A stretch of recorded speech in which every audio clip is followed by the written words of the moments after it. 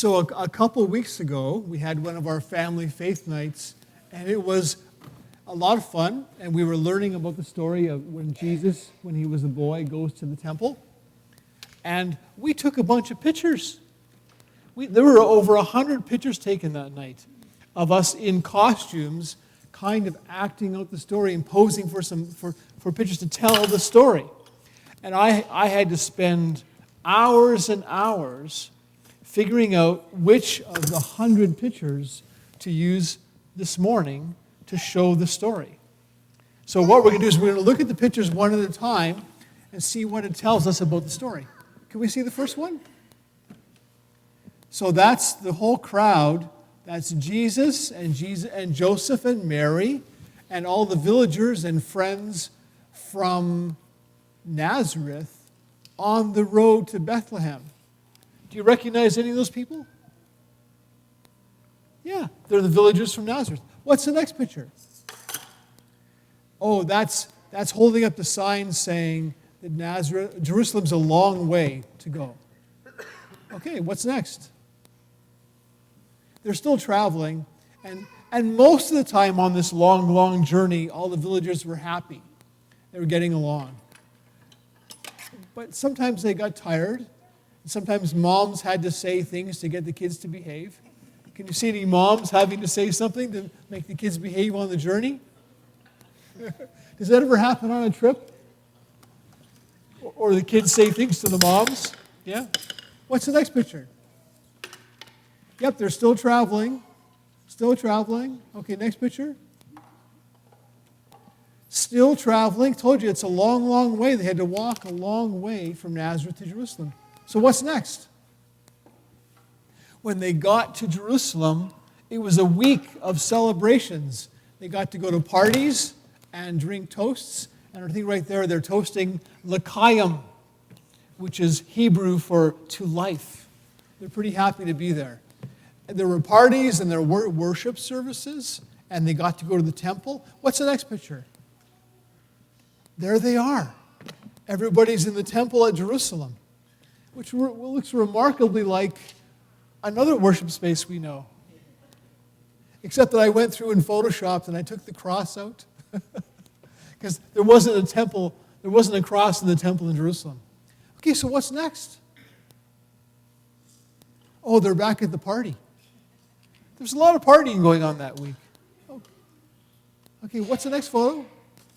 What comes next? Oh, then after all the time in the temple and all the parties and celebrations, they have to walk all the way back to Nazareth. Look how they're a little bit sad and exhausted from their week of celebrations. Have you ever noticed when you go on a trip, the journey to the place is more exciting than the journey home? When you've had the vacation, you've had the party, you've had the celebrations, going home is not always as exciting as getting there. So they're traveling away. So what happens next? Oh, so Joseph and Mary got all the way back to Nazareth, and they found out they forgot something. What did they forget? Jesus. They forgot Jesus. And Mary says, Joseph, I thought he was with you.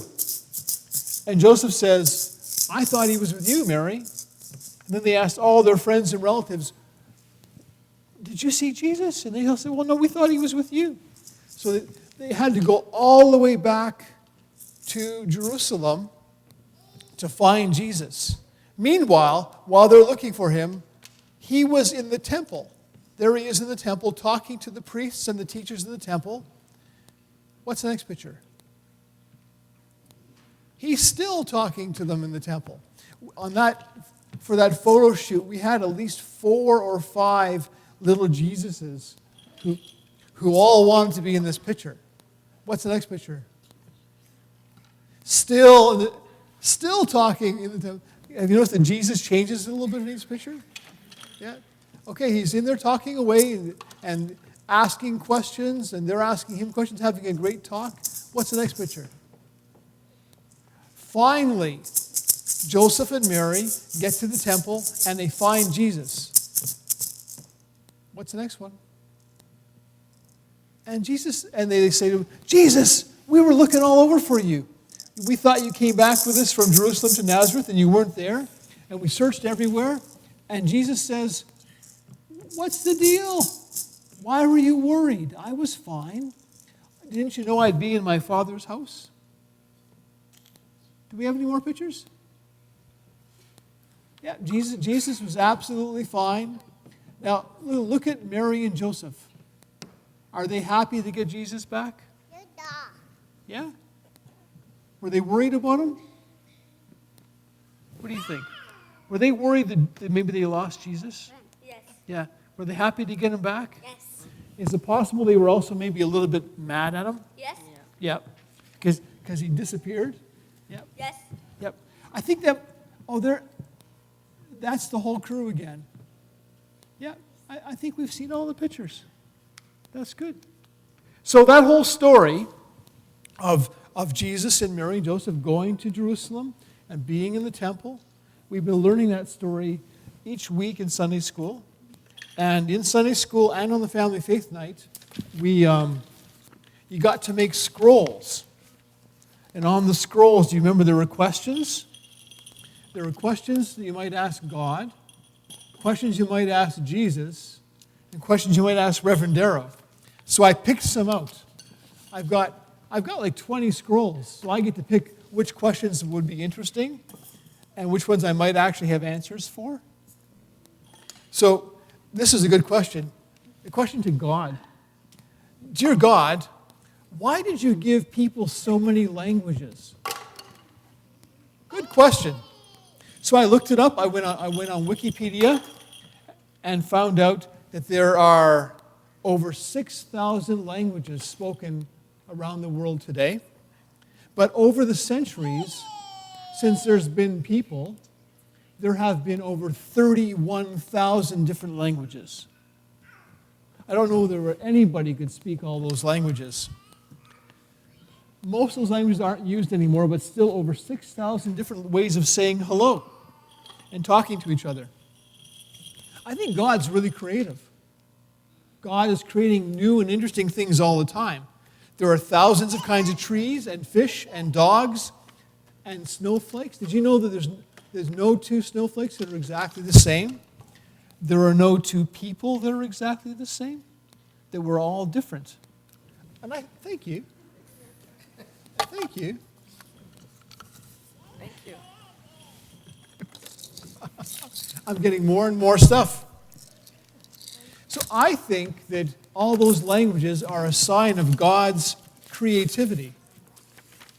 And that just like having different kinds of fish and trees and snowflakes keeps things interesting, the fact that people can speak all these different languages makes us very interesting too. So here's a question for Jesus.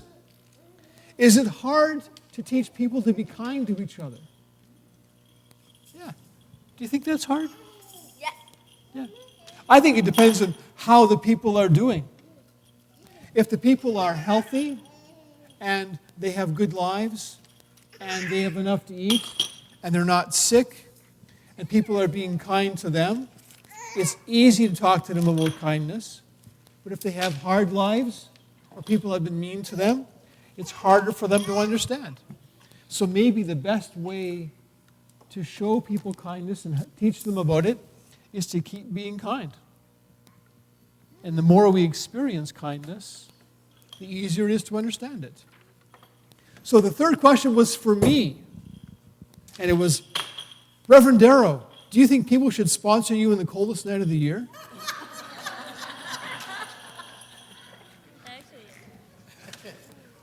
Actually, it doesn't say that at all. It says, how do you always have a positive mindset? And I thought, isn't that neat that people think I have a positive mindset all the time? Because I don't. I have days when I'm really crabby, when I don't want to see anybody. I try not to bring that to work when I see all of you, but is anyone here who's always happy? Yeah, good for you. Anyone here who's never, ever crabby? Never has a bad day? I hope that most of us have mostly good days. I know for myself that I have to do things to take care of my mind and my heart and my body to stay positive. So I have to get exercise, and I have to eat good things. I have to have good people in my life. The thing that I need the most is quiet time. I need time to be quiet and to listen for God. If I don't have that in my life, then it's harder for me to stay tuned in. And that's part of why every Sunday in church, before we get going and busy, we have a moment where we hit the prayer bowl and have a moment of silence to remind people how important that is, how good that is. Those are the questions for today. I have a question for you. What are we going to do now? Do the offering. We're going to do the offering now. And while we're doing that, Jeff's going to sing.